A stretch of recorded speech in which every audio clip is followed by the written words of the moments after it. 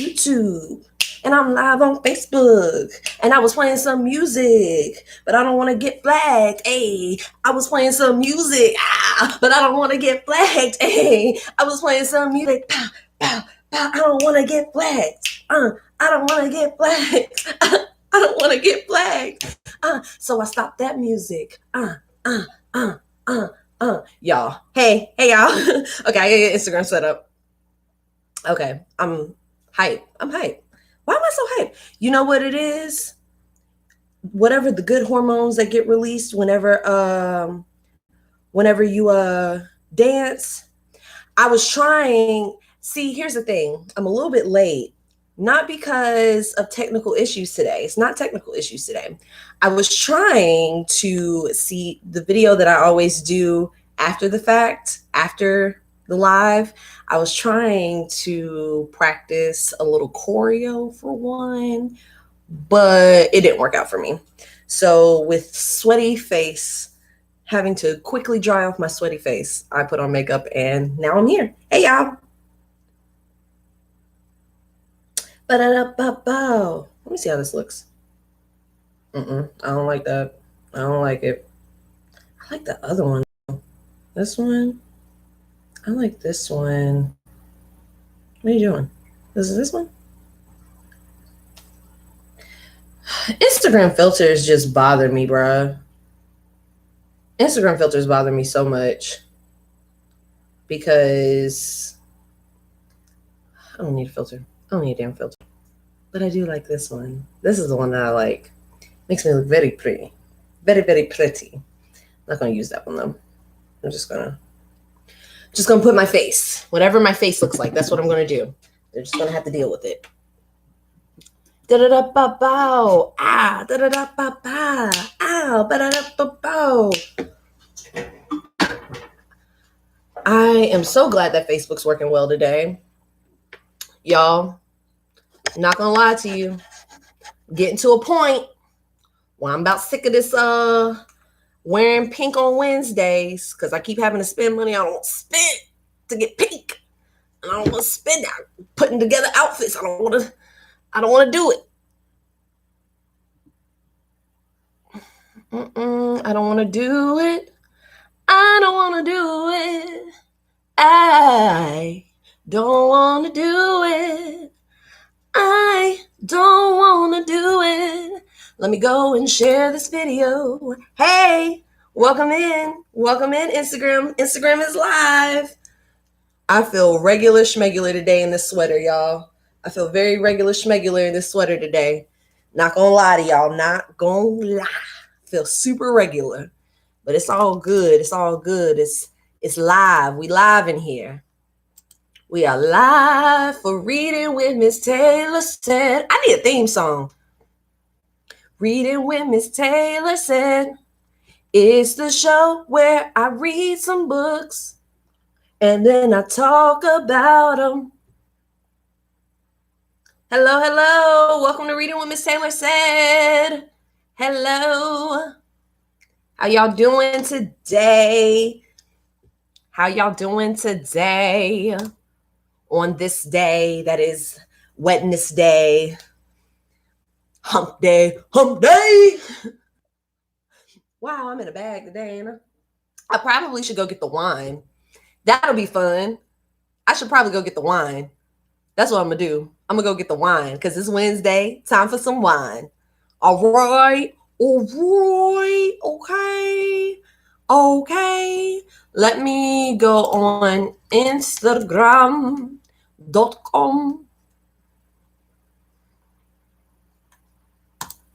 Yo, one of my favorite videos on the internet right now is by Queen Mojo.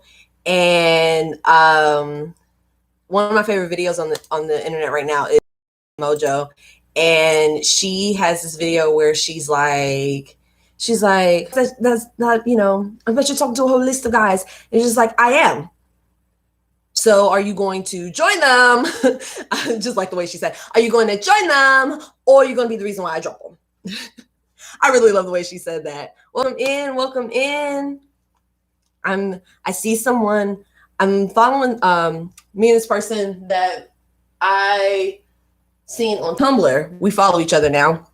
And I feel like the people that I see from Tumblr, like we came from the bottom. And not the bottom because Tumblr's the bottom, because it's not, because Tumblr was pretty lit. But in the back days, y'all weren't really messing with Tumblr like that. Y'all wasn't really showing Tumblr no love like that. But most of y'all's best content and ideas came from Tumblr. Yes. What? It was the bottom. It was the bottom of the barrel. It was the depths of internet hell. It was the depths of internet hell before Yahoo bought it, and then Yahoo made it lame.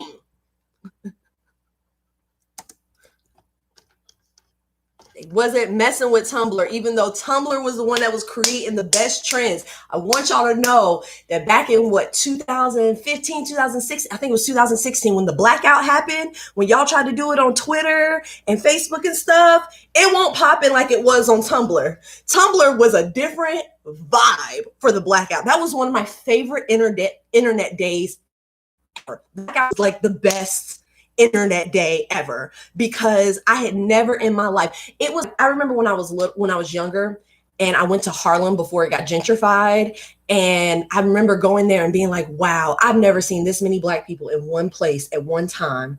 And then I remember going to an HBCU campus. I went to A&T for homecoming or something. And I was just like, another moment where I'm like, I've never seen this many Black people in one place at one time. Like, and I love it. And that's what the blackout was on Tumblr, not anywhere else. Anywhere else, you had too many other people mixed in there, too many other people on your timeline. That day, I got so many followers that day. I followed so many people that day. Like, it was just melanin and beauty and people of all different shades, different like genders, freaking everybody. Like, you had people with disabilities.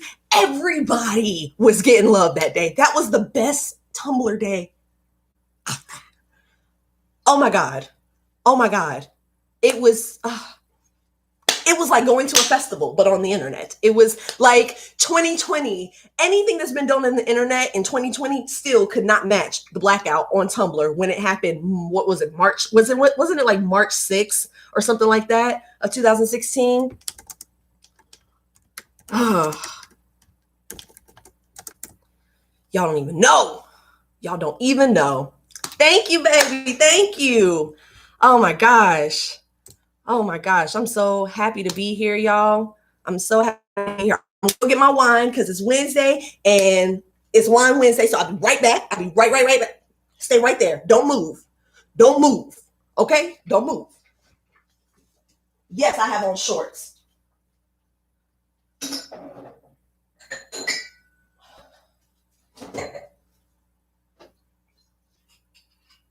I probably should have water, but you know what?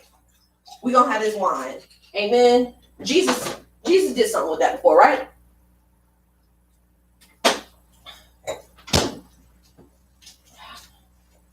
My energy probably good today because I actually had water and food today.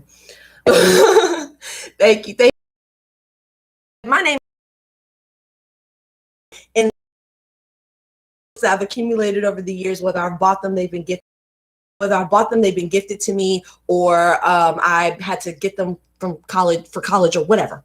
I've accumulated a lot of books, okay? And I haven't read them or I haven't finished them. So instead of having them around as just decoration, something to make me look smart or whatever, I want to actually read the books. So that is the first reason why I started the show. The second reason why I started the show is because I want to get more comfortable with reading aloud in front of an audience. The things that I want to do with my life are going to include me reading off of teleprompters, reading cue cards, speeches, scripts, all kinds of stuff, commercials, everything. I'm going to be doing stuff where I have to read and I have to articulate things in a certain way as it's being how the author or the writer wants it to be portrayed or whatever. So I want to go ahead and get comfortable with doing that now. And the third reason why I started the show is because I want to get more comfortable. And this is why this is here. This is practice. Reading what Miss Taylor said is practice for my future. I just want y'all to know. I want to get more comfortable with public speaking because I used to do public speaking. used to do it so much, I got a damn award in public speaking from high school. So, like I used to do public speaking in high school and in college, and I want to get back to it because, wow, I really love public speaking. I love being on a stage. I love engaging with an audience and talking to y'all. I love running my mouth. When I tell y'all, in school, I was that kid that they were like, she does so well in class. She pays attention. Her grades are great. And she's such a great leader. She's just a little talkative. She's just a little talkative. Yes, if you have missed, sorry. So I want to get more comfortable with doing that. If you've missed previous episodes of Reading with Miss Taylor Said, you can look on my IGTV. You can look on Facebook, on Miss Taylor Said page on Facebook, or if you want to just start all the way from the beginning, because there's only one place where I have every single episode from the very beginning, from November 30th, all the way up. And that is on YouTube. Look up Miss Taylor Said on YouTube. Reading with Miss Taylor Said on YouTube. I should have a link in my bio, and you'll be able to catch up on the episodes. We are only about 3 days into the book that we're reading now. The book that we're reading now is called Adult Children of Emotionally Immature Parents. If you're new here, if you've never watched the show before, the books that we read right now, it may not be like this forever, but right now the books that we're reading are books that are like self-help, books for growth and wisdom and stuff like that. So the first book that we read was called Abundance Now by Lisa Nichols. The second book we read was The Four Agreements by Don Miguel Ruiz. The third book we read was, oh my God, you guys, we had 3 books. We got our 4th book. The third book we read is called The Mastery of Love by Don Miguel Ruiz. And the fourth book that we read, fourth book that we're reading is this one right here. So I'm very excited to have y'all here. Like, subscribe, follow, all the things. Press all the buttons. Press all the buttons. Send it to a friend. Send it, do the thing. Press all the buttons. Let's go ahead and get into the book, okay? So let me tell y'all a funny story about how I was recording everything last night. Okay, good. I did mark the page. I was recording last night and I had to flip through the book and throw the bookmark away. And I was a little worried that I didn't bookmark the page, but I did. So the next section we're going into, yesterday, what we read were a list of incomplete development. So the section we read yesterday was called Incomplete Development Leads to Emotional Limitations. And then we went into the details of all those limitations that incomplete development leads to. This next section is called Differences in Quality of Thought. Now, this chapter is called Recognizing the Emotionally Immature Parent. So in this chapter, we are identifying the different traits of the emotionally immature parent. So let's go into the next section. I'm going to sip my wine, and it's Wednesday, which, y'all, I maybe got one more pink Wednesday left in me. I might got one more Wednesday wearing pink left in me because, I don't have no more pink. And I don't like wearing pink that much to keep buying it. So this is probably going to be, let me see, the next outfit. This is going to be the last one. This is the last pink Wednesday, y'all. I'm so sorry. I know that I said that we wear pink on Wednesdays and stuff like that, but unless I can find me some dope pink pieces between now and next Wednesday, this is probably going to be the last pink Wednesday. Because, I'm sick of trying to for Wednesday, but I will continue to do my name. Clink, clink, clink. All right. And today I'm still drinking that fruit Scotto because I don't really be drinking like that. So I'm drinking that fruit Scotto again. All right. Differences in quality of thought. In addition to emotional and behavioral differences, there are often intellectual differences between emotionally mature and immature people. Thank you for subscribing. Emotionally mature and immature people. If your parents grew up in a family atmosphere that was full of anxiety and judgment, they may have learned to think narrowly and resist complexity. Excessive childhood anxiety leads not only to emotional immaturity, but also to oversimplified thinking that cannot hold opposing ideas in mind. Repressive or punitive family environments typically don't encourage free thinking or self-expression, and therefore aren't conducive to fully developing one's mind. So, next section is called Difficulties in Conceptual Thinking. Starting in adolescence, children begin to think conceptually, enabling them to solve problems with logic and reasoning instead of knee-jerk impulses. Accelerated brain development means they become more objective and more imaginative. They can group ideas in categories and quickly think in symbols. They go beyond simply memorizing things and start to evaluate ideas, not just compare facts. They are able to think independently and hypothetically, and to generate new insights from previous knowledge. This sounds like imagination. I love it. Imagination. Yes, I gotta come look through the Barney bag. Like I really do. The Barney closet. Sorry. As children enter their teen years, their ability to self-reflect skyrockets because they become able to think about their own thinking. However, the intense emotions and anxiety that emotionally immature people experience can decrease their ability to think at this higher level. Since they are often at the mercy of their own emotions, their higher thinking can easily fall apart under stress. Comes from this tendency to regress and temporarily lose their ability to think about their thinking. So their lack of self-reflection comes from this tendency to regress and temporarily lose their ability to think about their thinking. So literally, emotionally immature people never analyze their way of thinking. That's all I'm reading, is that they never analyze their way of thinking. When emotion inducing, excuse me, this is why I don't like drinking wine. Not in front of people, not on the live, but I do like it, but it does that thing, and I don't like that. That's embarrassing. Okay. When emotion-inducing topics come up, their minds fall into rigid black or white thinking that rejects complexity and precludes any cross-pollination of ideas. Emotionally immature people who are otherwise intelligent can conceptually and I read that too fast. Emotionally immature people who are otherwise intelligent can think conceptually and show insight as long as they don't feel too threatened in the moment.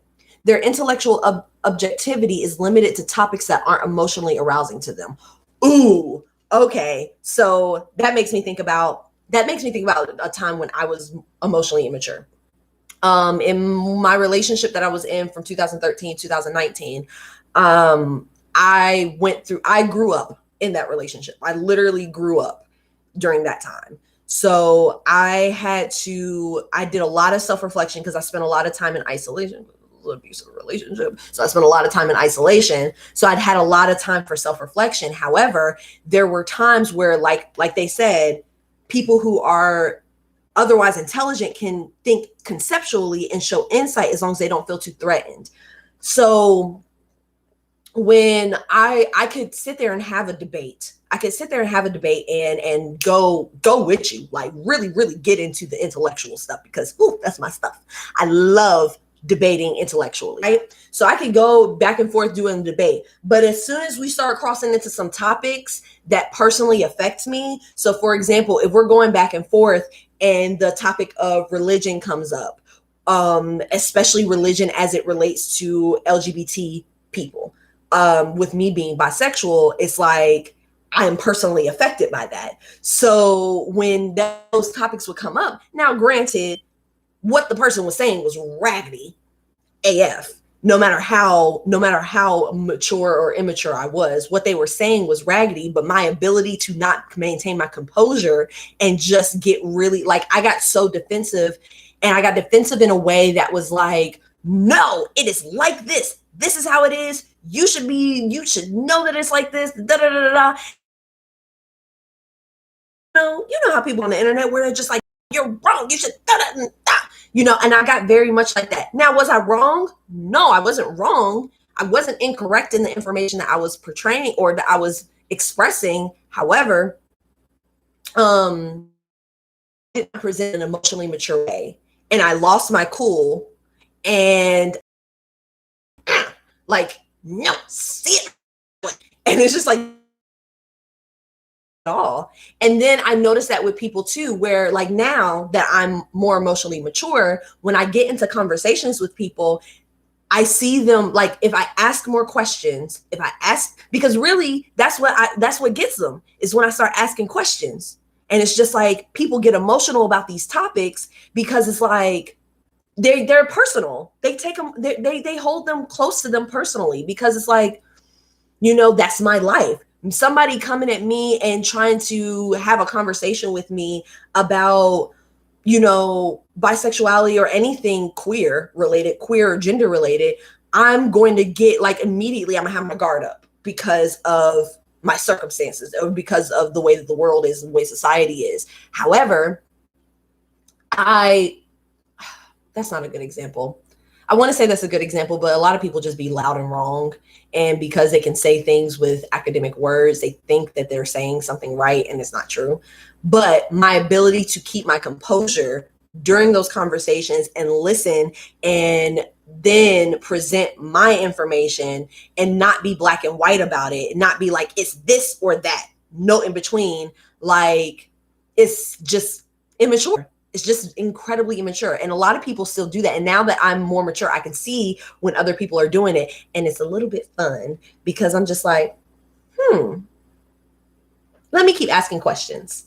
I'm going to keep asking questions until I'm watching this big old grown man squirm in his seat and get all, how, it's not always men, it's women too. Because listen, there are plenty of women that get all when you start talking to them about stuff and they don't know how to understand it.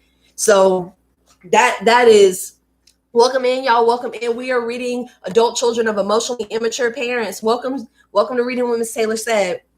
Anyway, that's how people are. So, when you're thinking about your conversations moving forward, just try to keep your cool and ask questions. Just keep asking questions for clarification. And I mean, it's a little bit mean depending on the situation, but like, watch people unravel, because you'll find out how emotionally mature you are by how you keep your cool in your conversations that may be difficult. Let's continue. So I'm going to read that again. Emotionally immature people who are otherwise intelligent can think conceptually and show insight as long as they don't feel too threatened in the moment. Their intellectual objectivity is limited to topics that aren't emotionally arousing to them. This can be puzzling to their children, who experience two very different sides to their parents, sometimes intelligent and insightful, other times narrow-minded and impossible to reason with. Okay? All right. The next section is called Proneness to Literal Thinking. If you notice, sorry, that's not the word that's on the page. If you listen to the conversations of emotionally immature people, you may notice how routine and literal their thinking is. They tend to talk about what happened or what they observed, not the world of feelings or ideas. For example, one man found his mother's phone conversations draining and boring because she never talked about anything substantive. Instead, she only asked him mundane questions like what he was doing at the moment or what the weather was like. I have a few people that I don't stay on the phone long with them because that's exactly what their conversation is. He told me she just reports the and never talks about anything other than here's what's happened lately. She doesn't connect with me in the conversation. I get so frustrated and I want to say, can't we talk about something meaningful? But she can't. And them conversations be boring and they... Okay. The next section is called intellectualizing obsessively. Another cognitive sign of emotional immaturity is I know the word, it's just a long one, is over-intellectualization. No. Over-intellectualizing. That word kicked my ass just then. Over-intellectualizing and getting obsessed about certain topics. In those areas, emotionally immature people can conceptualize well, indeed excessively, but they don't apply their ability to self-reflection or being emotionally sensitive towards others. Their preoccupation with ideas distracts them from emotional intimacy. They may discuss their favorite topics at length, but they don't really engage the other person. As a result, they can be as hard to talk to as overly literal thinkers. Although they can think conceptually while communicating their ideas, they're only comfortable if things stay on an impersonal and intellectual level. Welcome in, y'all. Welcome in. We are reading Adult Children of Emotionally Immature Parents. So, y'all, so they either think really literally or they're over. So that reminds me of, like they said, the boring person that's just like, so what you doing? What's your hair look like now? What's the weather like up there? Oh, okay. Yeah. All right. And then you got to hit them with the, that's crazy. Like you got to hit them with that because the conversation is dry and boring AF because they ain't talking about nothing because they're not spending their time reflecting. They're not spending their personal time talking about, thinking about, I wonder what happened in this relationship that made me go blah, blah, blah, blah, blah, blah, blah. Gets on the phone. I was thinking about this relationship that I was in, and I was thinking like this and this and that and that. Because that's how me and my friends do. Like my friends and I literally, if I come up with a thought about like some self-reflective thought that I had, I will call my friends and be like, girl, so I was thinking about this and this, and then we will talk for hours because that thought will turn into another thought that will open up and we'll go down a rabbit hole of all kinds of stuff because we're analyzing the different emotions, we're analyzing the different, we're analyzing everything. We're analyzing body language, we're analyzing emotions, we're analyzing inflections, all of it. We're talking about all of those things, and the conversation gets really raw, really real. Sometimes we get excited, sometimes we get angry, sometimes we get sad, and we let ourselves experience the emotions during the conversations so that by the end of the conversation, we're stronger, we're better, we're smarter, we have a broader idea. Because the way I look at my relationships now, the relationships that I want to maintain, the relationships that I want to have with people are relationships where when I'm with you, my brain expands. I don't want you to change my mind. I just want my thought process to expand. I want my knowledge and my way of thinking to expand because I think I have a pretty good set of knowledge in here. And if there's something in my brain or something that I think a way of thinking that is just wrong or outdated or has something that is, or has like, so there have been some developments to the idea since I last reflected on it. We present each other with new information or other ways of thinking, and then our way of thinking is expanded. Other people, though, when you talk to them, they don't want to talk about nothing but people. They don't want to talk about nothing but like other people, what's in front of them, what's literally in front of them, whether they're watching TV, what they're eating, and nothing. They just want to be on the phone because they don't know how to connect.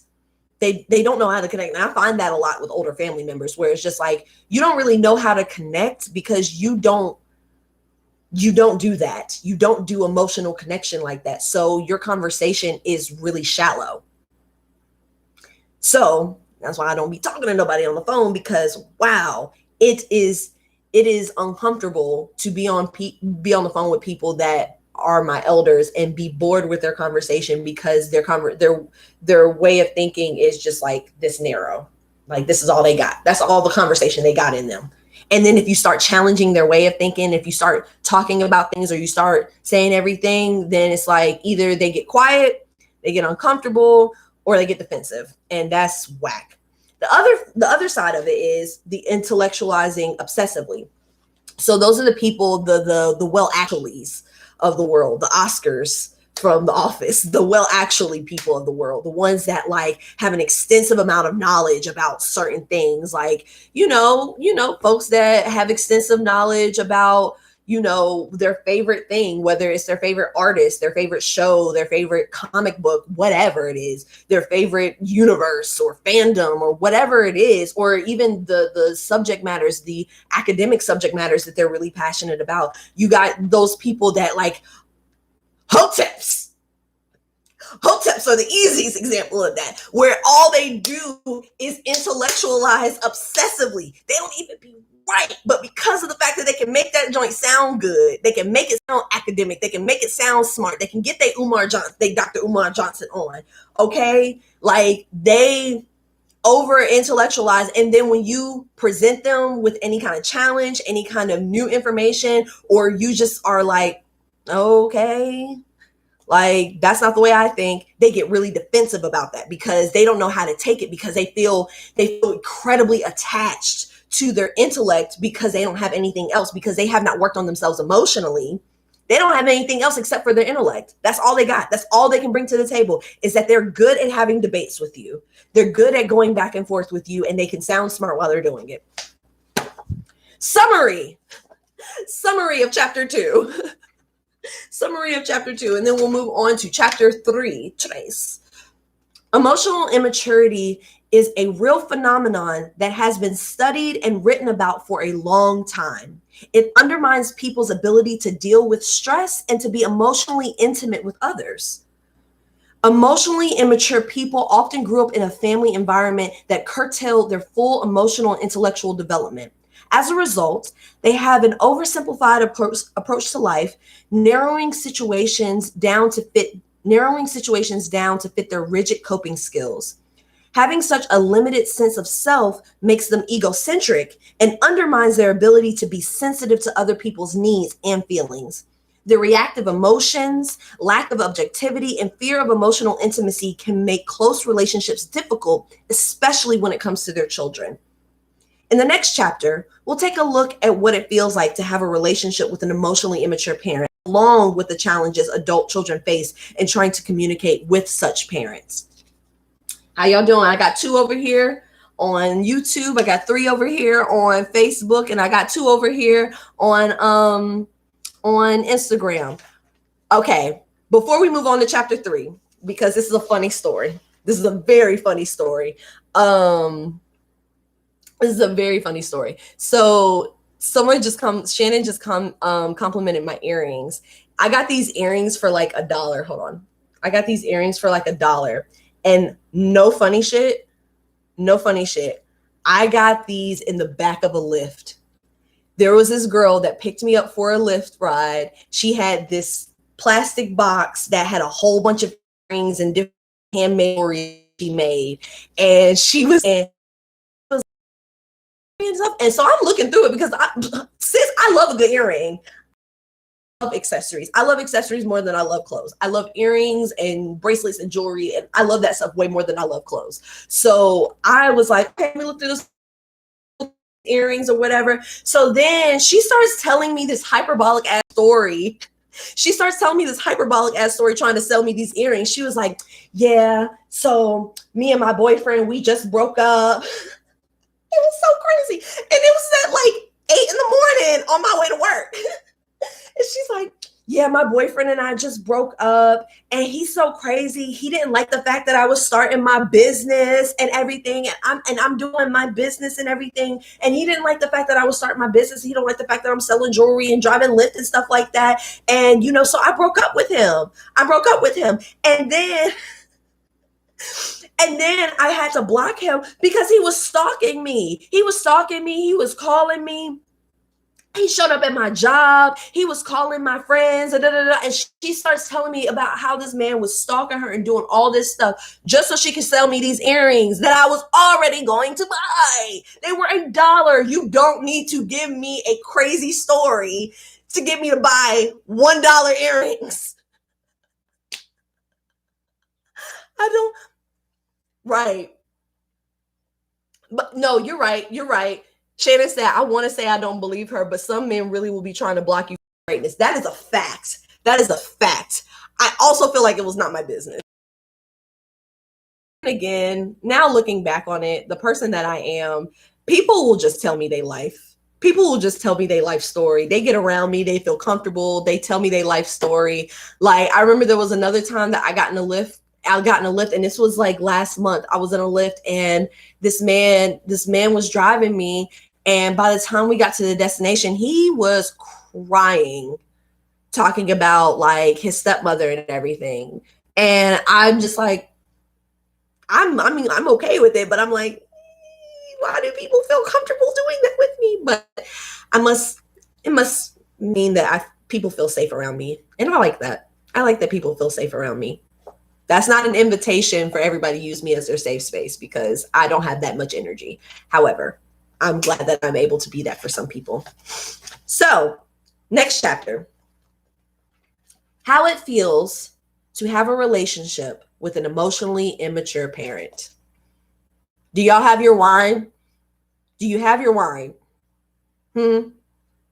Because no, it was sweet. It was sweet. It was just overwhelming at the moment. Y'all have your wine? Good. All right. So let me take a sip. In this chapter, if you're just joining us, if you're just now joining us, we are reading Adult Children of Emotionally Immature Parents. In this chapter, I'll explore how emotionally immature parents handle relationships in ways that frustrate their children's emotional needs. Y'all ready? You got your wine, you got your pen and paper, and your tissues for the tears. As you probably already know, being raised by such a parent feels both lonely and exacerbating. We don't get a vote on our earliest relationships in life. Our strongest bond is to our primary attachment parent, the one we turn to first if scared, hungry, tired, or ill. We may seek out others for play when we're feeling good, but stress or an urgent need will send us scampering back to that principal caretaker. The intensity of this early bond helps explain why emotionally immature parents can be so endlessly disappointing. Relationships with them can be hard to deal with, but when we are distant or separated from them, it feels like something essential is missing. Our early instincts prompt us to keep turning to our parents for care and understanding. Exercise, you might actually have to go get you some paper. You might actually have to go get you some paper to tally this up, okay? So here's the exercise. Assessing your childhood difficulties with an emotionally immature parent. Emotional immaturity shows itself most clear in relationships, and its impacts are especially profound when the relationship is between a parent and a child. Read through the following statements. Read through the following statements, which outline some of the most painful difficulties emotionally immature parents cause for their children, and check off all that reflect your childhood experience.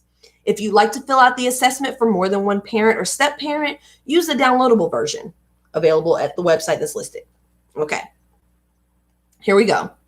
The first one, if you check off all that apply, tally, check off, whatever. I mean, you're not going to check them off because I have the thing. But so tally the ones that apply to you, okay? You ready? Y'all ready? Okay. I didn't feel listened to. I rarely received my parents' full attention. I didn't feel listened to. I rarely received my parents' full attention. If that applies to how you felt as a child, mark it. Second one. My parents' moods affected the whole household. My parents' moods affected the whole household. Got it? My parent wasn't sensitive to my feelings.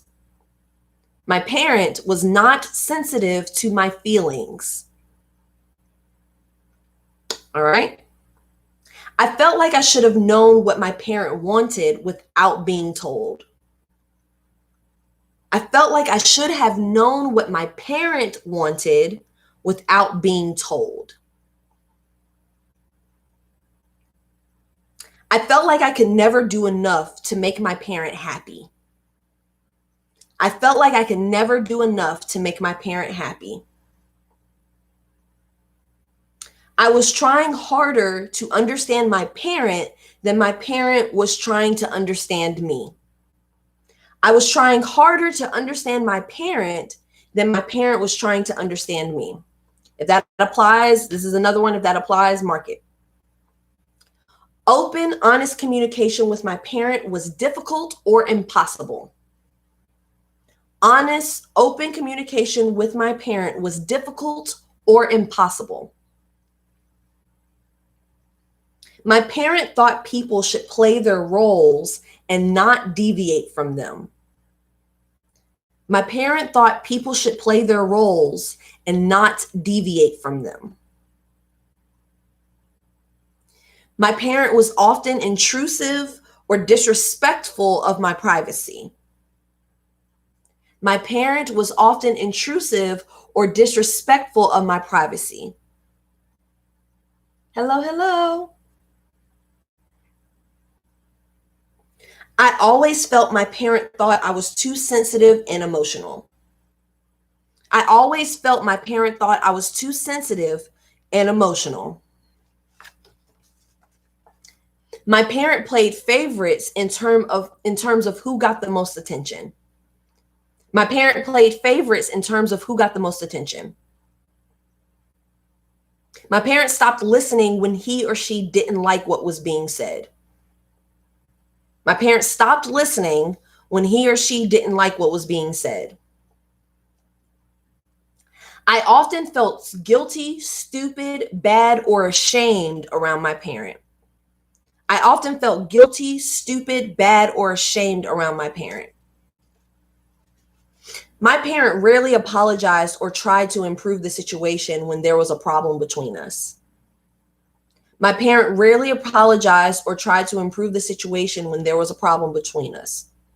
And this is the last one, and then y'all can be free of this. I often felt pent-up anger toward my parent that I couldn't express. I often felt pent-up anger toward my parent that I couldn't express. Each of these statements is linked to characteristics described in this chapter. Your parent may not have all the characteristics I described, but checking off more than one of the items suggests some level of emotional immaturity. Y'all all right? Y'all all right? I know that was heavy. Y'all okay? Before we move on to the next section? All right? Y'all got a moment? Let's take a deep breath. Let it go. Take another deep breath.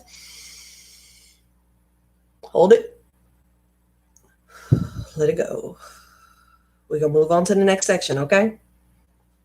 Communication is difficult or impossible. If you've been trying to relate to an emotionally immature parent with poor intimacy skills, these interactions may have made you feel shut down, shut up, or shut out. Even if your parent is at the nicer, warmer end of the spectrum, he or she probably has a very narrow window of attention regarding other people's interests. You may have tried for years to find a way to connect, only to come away feeling invisible and unheard time and again. You've probably felt plenty of exacerbation. Your parents' insensitivity guarantees it. As one person said about her self-preoccupied mother, she thinks we are so close, but for me, it's not a satisfying relationship. It makes me crazy when she tells people that I'm her best friend. Communication with emotionally immature people usually feels one-sided. They aren't interested in reciprocal, mutual conversations. Like young children, they crave exclusive attention and want everyone to be interested in what they find engaging. If other people are getting more attention, they always find ways to draw attention back to themselves, such as firing off zingers that gets everybody's attention or changing the subject. If all else fails, they may pointedly withdraw, look bored, or otherwise communicate that they're disengaged, behaviors that ensure the focus stays on them. Welcome in. If you're just joining us, we're reading Adult Children of Emotionally Immature Parents. Brenda's story. Brenda's elderly mother, Mildred, had always been very self-centered. After Mildred visited her over the holidays, Brenda was exhausted. At our next session, Brenda looked spent and physically older. During that session, she offered this description of her mother. My mother is only interested in herself. She never asks me how I'm feeling or how work is going. She only wants to know what I'm doing so she can brag about me to her friends. I don't think she's ever really taken in anything I've said to her. It just doesn't register. We've never had a real relationship because the attention was always on her. She's never filled up my emotional tank. She doesn't care if I'm happy, and she's very dismissive of whatever I say. Having her around is nothing but work for me. It's like dealing with this superficial person who just wants me to do things for her. Sure, I sure can. Wants me to do things for her. I don't know how she has the nerve to be so demanding. Y'all, I'm going to pin the title of the book. Adult.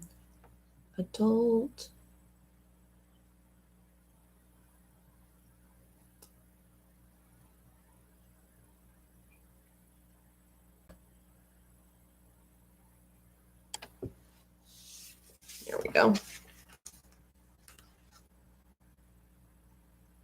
I don't know how she has the nerve to be so demanding. Although Mildred was in her 80s, her egocentrism was childlike. Brenda understood her mother's immaturity at the intellectual level, but still found herself getting angry with her. As she told me, I wish she didn't get under my skin so easily. I'm disappointed at how angry I get when I'm around her. During Mildred's visit, Brenda repeatedly tried to get her settled so she could get a few things done for the holidays. But within minutes, Mildred would be calling out to her, expecting Brenda to drop everything and bring her something. Not bring me the remote. Not stop what you're doing, bring me a glass of water. Not literally stop what you're doing and bring me anything because I don't feel like getting up.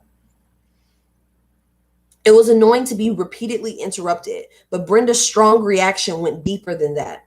The following section on emotional attachment helps explain Brenda's anger. They provoke anger.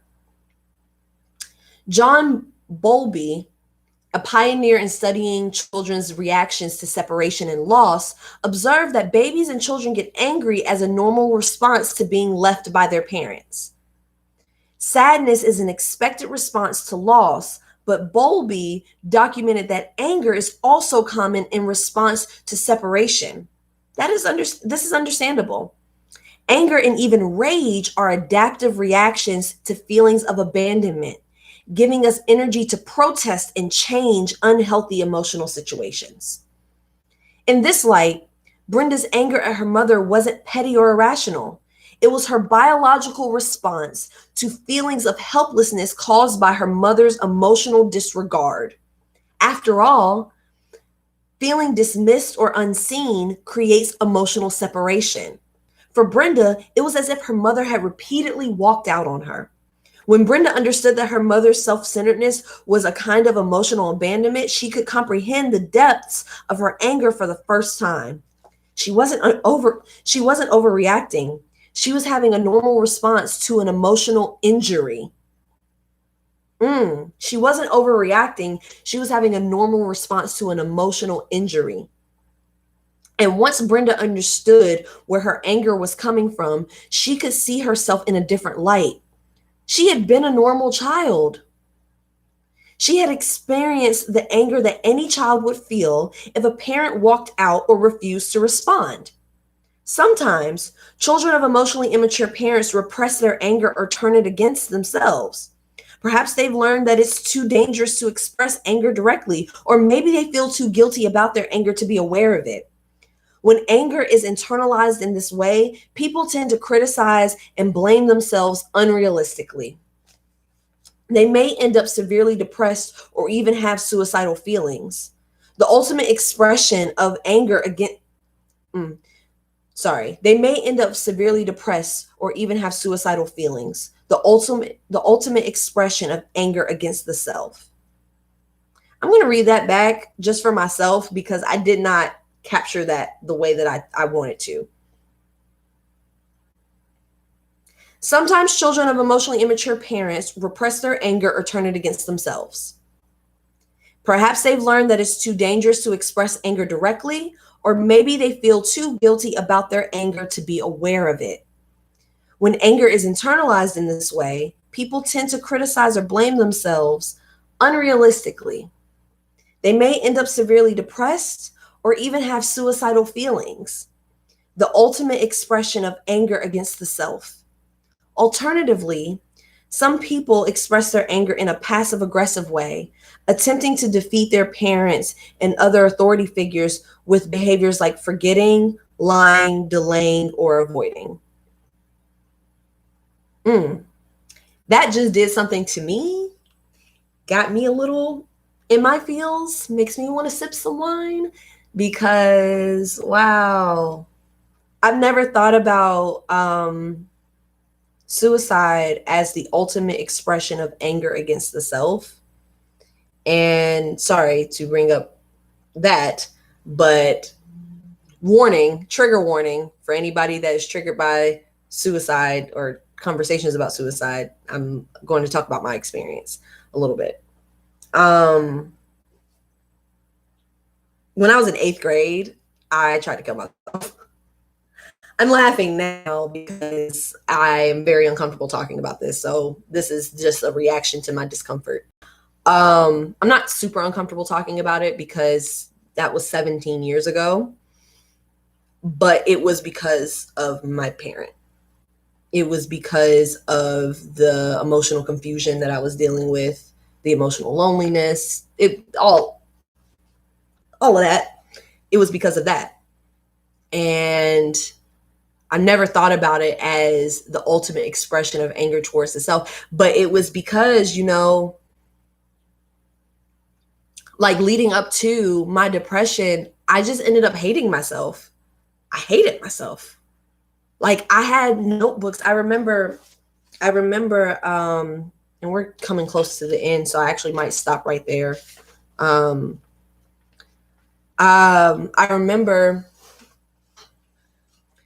remember being a kid and having journals. So when they talk about stuff like in the sections before we read where they're talking about invasions of privacy and stuff like that, like I remember having like journals and stuff where like I had pages. I swear to God, I had pages and pages and pages. I did it in small letters, big letters, scribbled it like angrily across the paper. And it was just, I hate myself. I hate myself. I hate myself. I would be in class writing over and over and over again. I would not be paying attention to the teacher. And the thing is, because of the fact that I'm a smart kid and I pick up on things easily, I'd have to pay attention to the teacher because it was like, oh, I see it. Once she says it once, I got it. So now I'm going to focus on the thing that I actually want to focus on is how much I hate myself, which I just wrote. I hate myself over and over and over again. And I'll write it everywhere. And that was from elementary school. That started in elementary school and went into middle school. And the last time I self-harmed where I had the intention of like, the reaction was, you're in trouble, not let's get you some help. But the reason why I wanted to die was because of the fact that I think I had gotten caught having a boyfriend or just doing something I wasn't supposed to do. That was a totally normal thing for someone my age to do, and was really was so normal that literally everyone in my school was doing it. Ooh, y'all, this is, sorry, I didn't mean for this to get this heavy, but with this book, ain't no telling how heavy this is going to get. With this book, ain't no telling how heavy the conversation is going to get. I'm glad I started in such a great mood. The beginning of this show was such a fantastic mood. And even now, I'll still have a cheeriness about me because I'm here. Ooh, not feels. I'm here. I'm still here. I'm still here.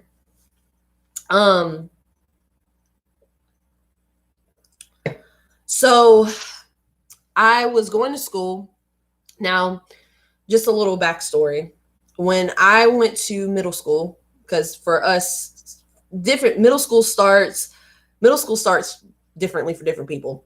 In my place of where I was, middle school started 6th to 8th grade, right? So when I got to middle school, I went to this school called Eastway, and Eastway was the school in my neighborhood. Eastway was the school in my neighborhood, and it was the school where the poor Black and Hispanic kids were. It just was. It was the school where we were at. We all went to the same like 3 elementary schools that were in the area. all of the kids that went to those 3 elementary schools went to this middle school. So everybody already knew each other. We all lived in the same neighborhoods and all that stuff. But Eastway was known as the ghetto school, the hood school, even though it really wasn't that bad. I saw far worse at the schools that I ended up going to than the school that I was at. And now I experienced bullying while I was there. Hilariously now, I used to get picked on for being flat-chested,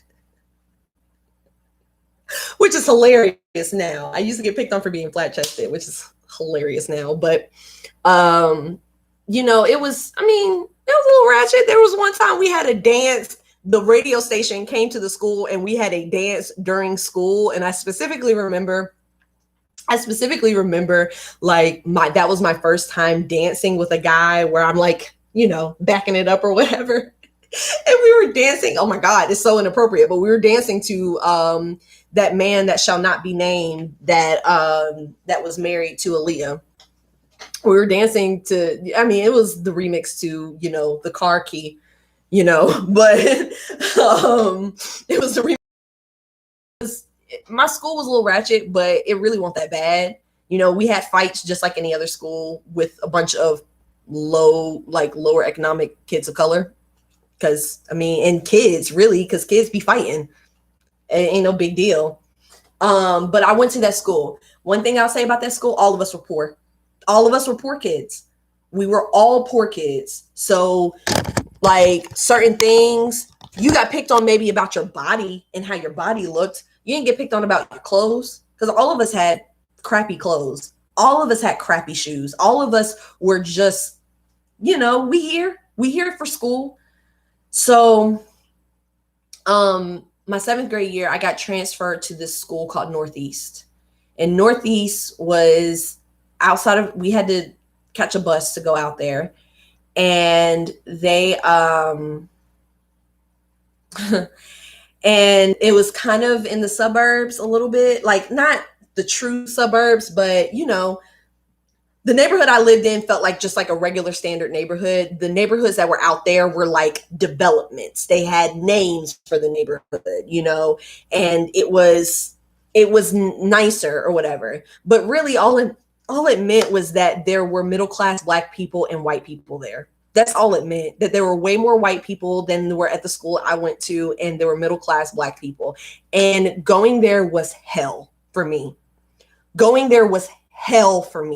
I experienced so much bullying when I transferred schools.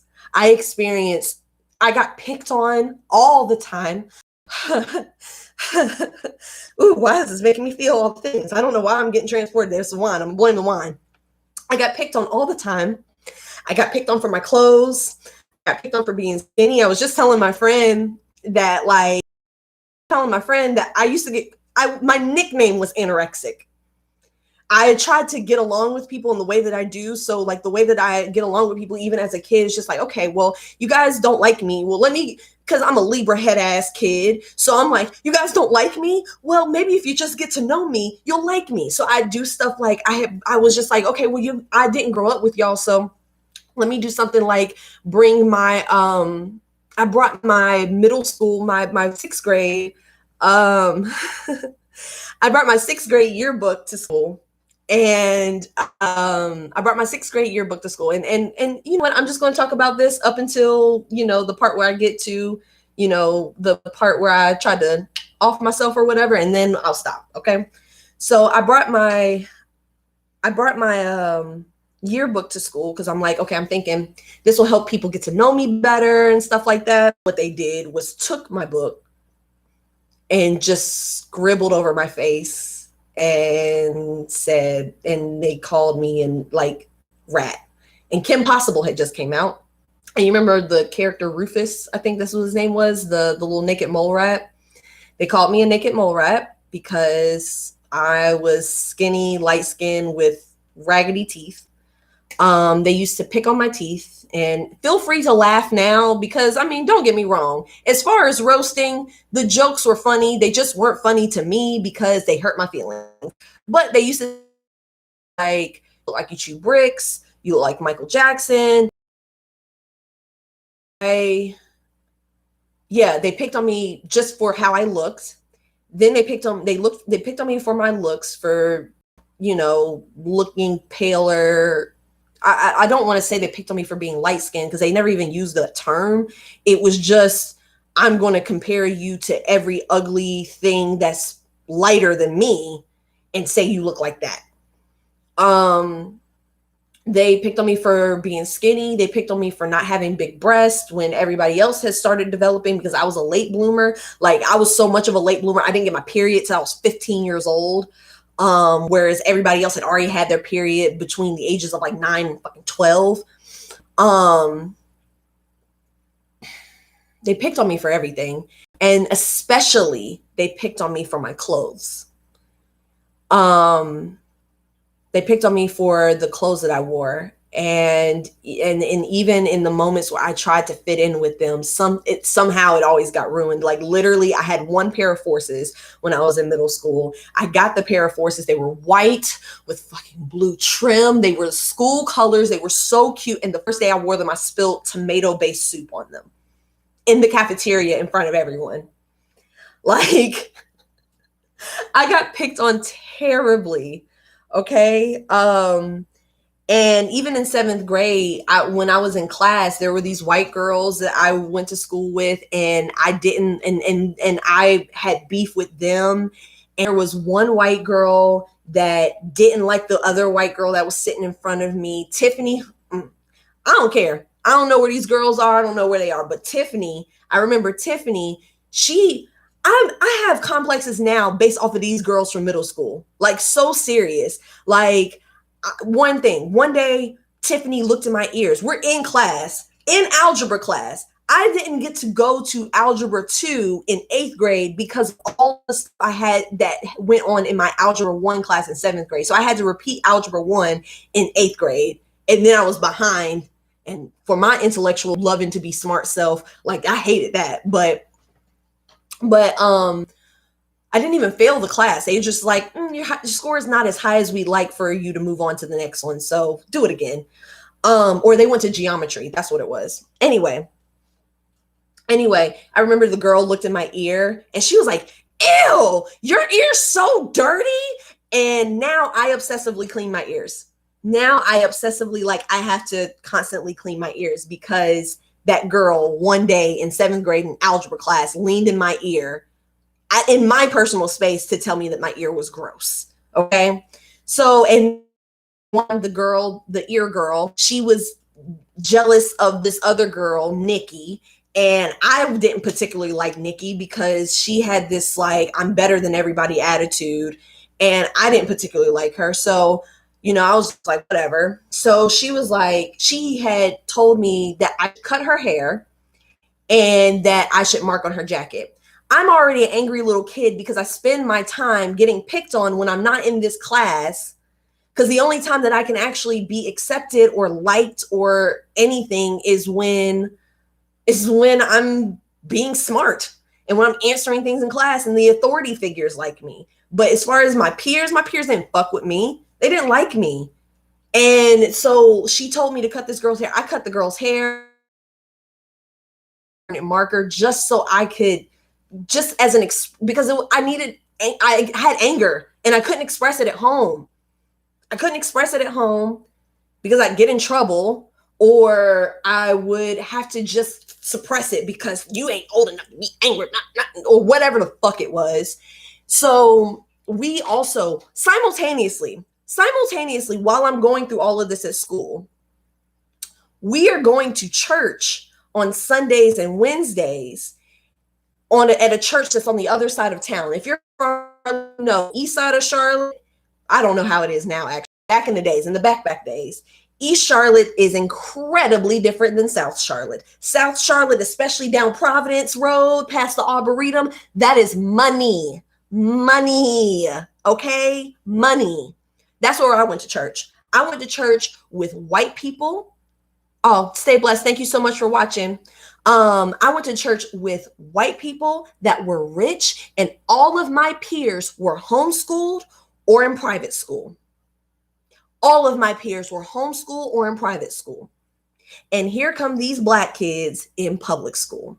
So on top of not being able to fit in or find my space at school because I'm poor and I look like it and I'm the new girl and all that stuff, when I go to church, I feel like a charity case to these people. And I'm the only Black girl in a lot of spaces. In my age group, I was the only Black girl, and I was the only one that went to public school outside of one other girl. I was the only one that went to public school. And you know what that meant? That meant that there were some times when we were in our little classes, our little Bible study classes, where I said things that were inappropriate because it's something I heard at school or something I heard my parents say when we weren't in church. And then it's just like I get in trouble because I'm repeating things that I heard, because why should I have to have that level of discernment at that age? Why should I have to, like, I literally was living a double life because I had to be one person to survive at school, a completely different person to survive at home, and then a totally different person. I hated that existence. I hated it. I hated being at that church. And it wasn't that the people were bad people. They were lovely people. They were so lovely. They were wonderful, lovely people. They weren't mean to me. They were very conservative. And they were very taken aback by me sometimes. And I still wasn't even that me at that point. But even the little bit of me that ever came out, they were taken aback by it. So I had to adjust really quickly to, how to behave in church and how to behave at school and how to behave at home. And that was all three of those existences were completely different than who I was when I was just in my room by myself. Right? Ooh. So my mom, she wanted to fit in. Cool. She wanted to fit in with these people at church. They were her friends. She was newly divorced. Like she had gone through divorce, was a single mom, got remarried. And during the time where she was transitioning from being a single mom to being married and everything, when she was doing that transition, she developed friendships. And like I said, these people were lovely and they helped her through, and they were her friends, and I'm sure they did wonderful things for her emotionally and were there for her in many, many ways. Great, cool.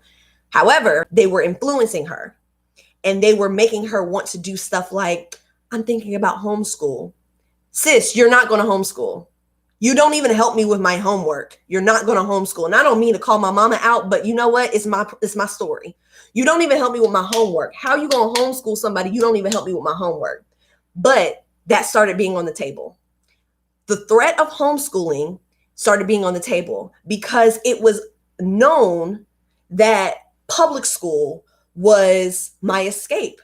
That was where I could be myself. That was where I could express. That's where I could get angry. That's where I could cuss. That's where I could be happy. That's where I could dance. That's where I could do whatever it is that I wanted to do. And so she would threaten homeschool, right? So I got in trouble and all that stuff in 7th grade, got myself together in 8th grade. In 8th grade, the first 6 weeks of school, I kept getting in trouble. I think I got suspended off the bus, cutting up, because 8th grade, I was like, I had gotten a better sense of myself. I'm like, I get it now. I had a boyfriend at the time. Because that, honestly, having a boyfriend helped me survive.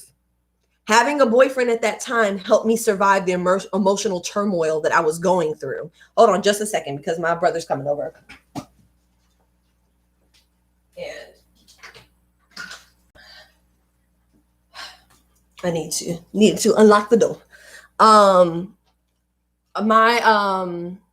boyfriend at that time, a huge help for me, because it was a person, as intimate as a 8th grader can share, but it was like he got it. He understood me. He got it. He was my person, and I didn't have a person. I didn't have my best friend didn't go to school with me, and her and I didn't talk on the phone often because my mom monopolized all the time, the phone time, and cell phones weren't really a thing. So they weren't a thing for an 8th grader. That was back when cell phones were strong. You not getting one till you 16 for most kids. So, like my mom just I wasn't supposed to have a boyfriend. So 8th grade comes, I get in trouble the first 6 weeks, but I get myself together. I start doing better. As far as my behavior goes, like outside of the classroom. But I started getting like really angry. I was angry. And it's so hard. I never thought of myself as angry, but I was angry. I was really, really angry for most of that time. So I'm so sorry, y'all, that I'm not articulating this the right way. I think I had gotten caught with my boyfriend. I had gotten caught having a boyfriend or something. I had caught doing something. I did something I wasn't supposed to do. And it was leading up to winter break in 8th grade. And I remember my mom saying to me, I had gotten in trouble about something, and my mom was like literally 2 days before we were supposed to be released for spring break. She was like, when you go to school tomorrow, you better say bye to your friends because you're not going back to the school. You're not going back to the school because I'm going to homeschool you. Okay. So now my safe place is being taken from me. Hold on a second. It's open. It's open. Now my safe space is being taken from me. I'm on the still. Now my safe space is being taken from me. My safe space is being taken from me. And I have a day to process it. I have a day to think about this, say goodbye to my friends, break up with my boyfriend, all of the things. I had to go to school, say goodbye to my teachers, the teachers who had become safe places for me, had become the things that I want. Like literally, it was like my whole life I was being told my whole life was going to change in a day. I went to school the next day. I am crying and inconsolable the entire day because my mother had just told me, go to school tomorrow and let them know you're not coming back because you're going to be homeschooled since y'all don't know how to act in school. So I go to school. I'm saying goodbye. I'm crying. I remember specifically being in the locker room was upstairs at our gym and being at the top of the stairs, like I had kind of held it together the whole day, but we had gotten to like 3rd block out of 4. And gym was like my favorite class because it was the class with the most people and it was social. And it was the time where you can kind of be a little more free and, engage with each other more. And I'm crying in 3rd period. And then I got to 4th period and I told my teacher, like, I'm going to be homeschooled. My mom is taking me out of school. And I hated the idea of homeschool because I hated being at home with my mama. I hated it. And if she sees this, I'm sorry, but it's the truth. It was hell being in that house. When I was at home, it sucked all the time. And I understand. She was recovering from lots of medical things. She was going through a lot herself. However, respectfully, as a child, that wasn't my fucking problem. Respectfully. All the stuff that she was going through was not my problem.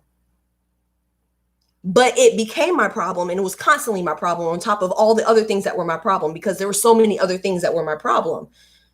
Like the beef interactions between her and my dad because they were divorced and they weren't adult enough. Neither one of them were emotionally mature enough to talk to each other. I was their mediator. It was me. I was the one going to my dad asking him, Mommy wanted me to ask you when you're going to pay her child support. What? And that was like my regular childhood from like little up until all the way through.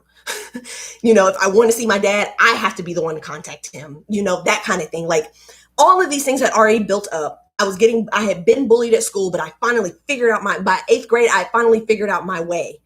to not get bullied, and I found my people so that I wasn't getting bullied and stuff.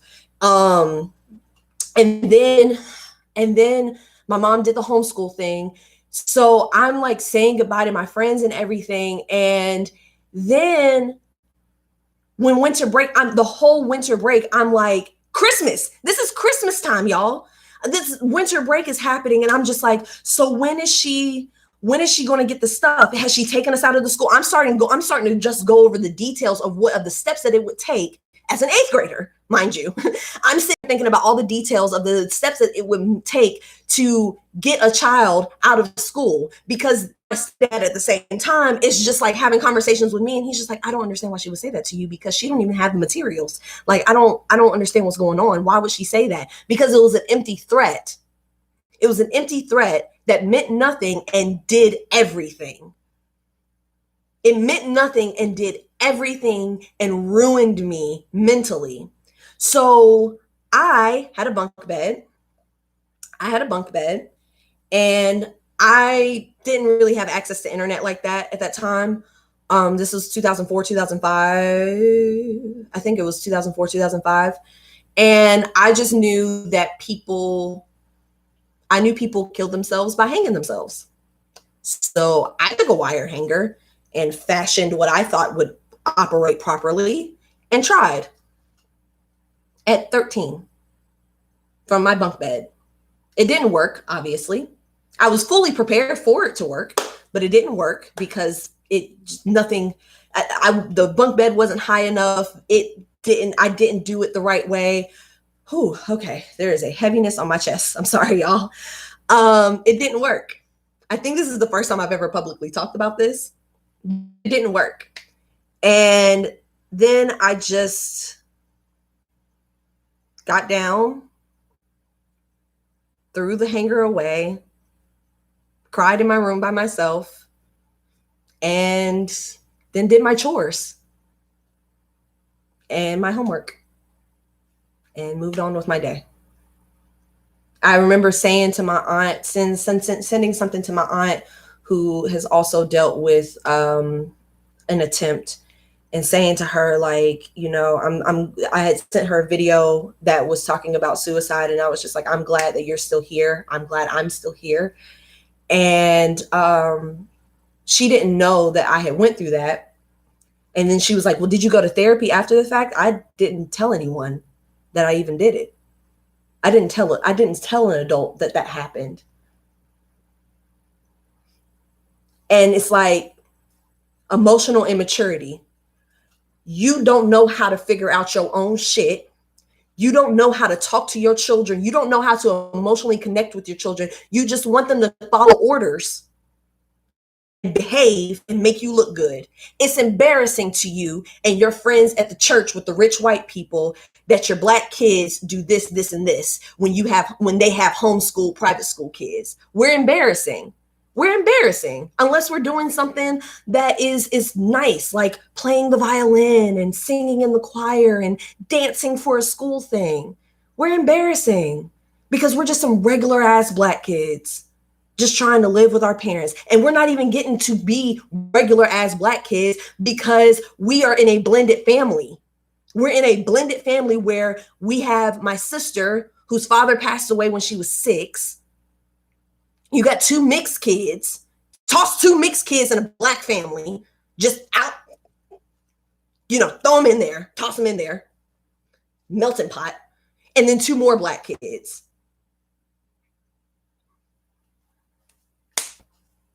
That's already a lot. And it felt like all we were just trophies. And if we couldn't make her look good, then it was a punishable offense. Whew, y'all. Now I done told y'all my business. Tell me yours. Okay, let me read some of these comments and then I'm gonna get out of here because I'm about to go have dinner with my brother. Okay, so let's see. They tell us to suck it up. Let's see. Jaleesa said, I can relate to that. At 11 years old, having my first boyfriend felt like an escape from the abuse going on at home. It felt like a paradise comparatively. Shannon said, absolutely, having to deal with your parents' baggage and take that on and be the mediator takes such a toll on kids mentally. It does. Of course, our parents don't mean to, but sometimes without realizing it, they put us through mental and psychological abuse. Yeah. Y'all, I shared a lot. Y'all, I done shared a lot. And I hope this does something for somebody. I hope somebody gets something out of this. Like, I know that it is kind of, it's hard to tell people don't have kids until you are ready for them. I ain't even gonna say financially ready, because, whatever.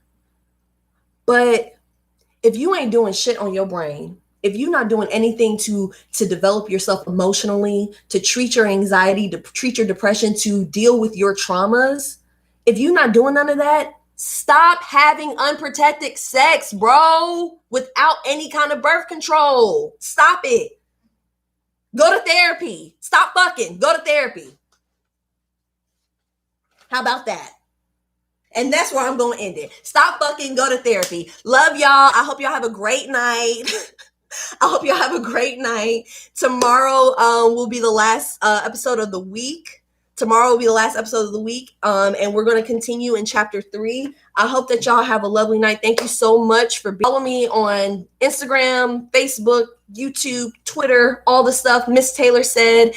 And if y'all have anything that y'all want to ask me, email me, anything like that, my email is misstaylorsaid@gmail.com. So if y'all want to share your stories, if you want to ask me questions, like advice questions or whatever, because I want to make some content later on that's separate from this that will involve me answering questions. So y'all do that. Also, I took a poll today, and I asked folks what y'all would like to be called. Would y'all like to be called the Taysayers? I came up with that because I'm the Taysayers.